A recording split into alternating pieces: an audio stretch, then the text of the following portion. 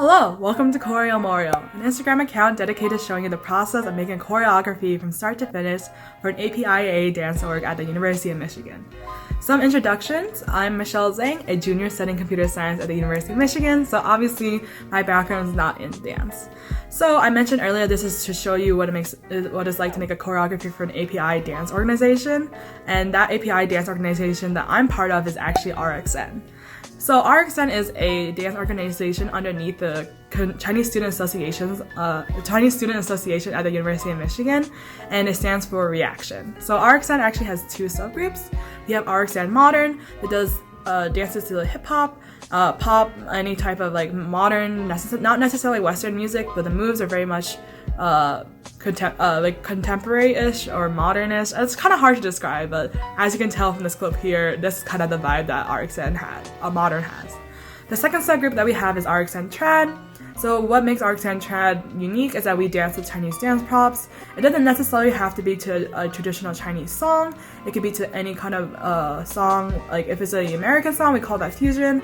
Otherwise, it's just trad. As long as you have these props, it kind of makes what an RXN Trad song. So I've been a part of RXN for 3 years. I started off just in modern, and then eventually I ended up joining both trad and modern, and I've been in both for those 3 whole years. During that time, I've actually choreographed a couple pieces, only one for modern, and a couple for trad.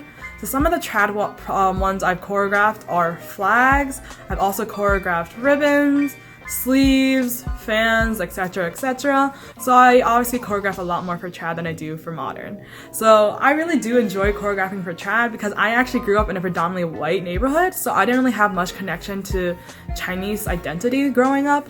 I didn't really attend Chinese school, and I did attend for like a year or two, but I didn't get to dance with any of those props during that time, so I didn't really know what it was like to have this like traditional Chinese dance kind of thing.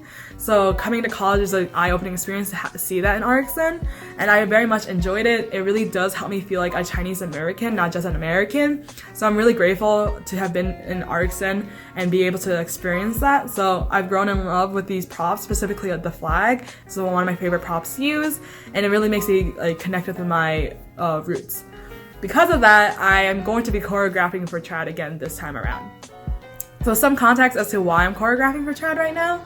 RXN has been fortunate enough to get both into Dance Mix and JNPA this year.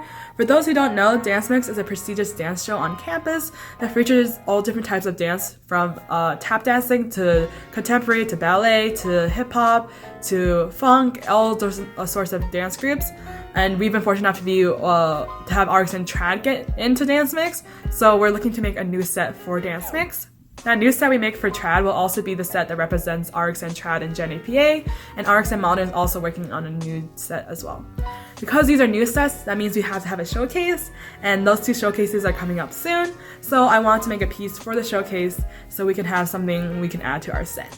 So as I mentioned earlier, I've already choreographed with a bunch of different props before in the past, but one thing I've never ventured into is a multi-prop piece. I think multi-prop piece would be a nice, interesting twist and will push me out of my comfort zone because I'm so used to just using one prop, so trying to think about how 2 props are going to interact will make the actual piece more dynamic and the choreography more interesting to watch. So I decided that'd be the thing I would like to do for this showcase coming up. Obviously, it's hard to do a multi-prop piece with one person because you have to use both props, so I've asked my wonderful friend Alistair Ho, who is also an AMCult 352, to help me with that process. So we're going to be making a song, a choreography to, we don't know which song yet, for the showcase coming up in about 2 weeks. We know we want one of them to be flags because both me and him, our main prop is the flag. We don't exactly know what the second prop is going to be just yet, but we're going to be meeting in 2 days to decide exactly what we want that prop to be. And at that time, we're also going to choose what song we want to be. I know we want to do something upbeat, but other than that, we haven't really decided yet. So obviously, we're just getting started with the process, so it's a perfect time to start this Instagram account to show you exactly what that process looks like. So we're going to take you through the process of deciding what props we want, what song we want to do, the actual choreography process, what things we consider when we make up our moves, how we want the 2 props to interact, what kind of formations that we want, etc, etc. Then after the showcase, if we do get picked, we'll show you what it's like to teach everybody, what it's like to do lighting cues, and pick costumes. So this is just an Instagram to show you the process of this one choreography from start to finish, which will kind of give you an insight to how we do all of our choreographies here at ArcScent.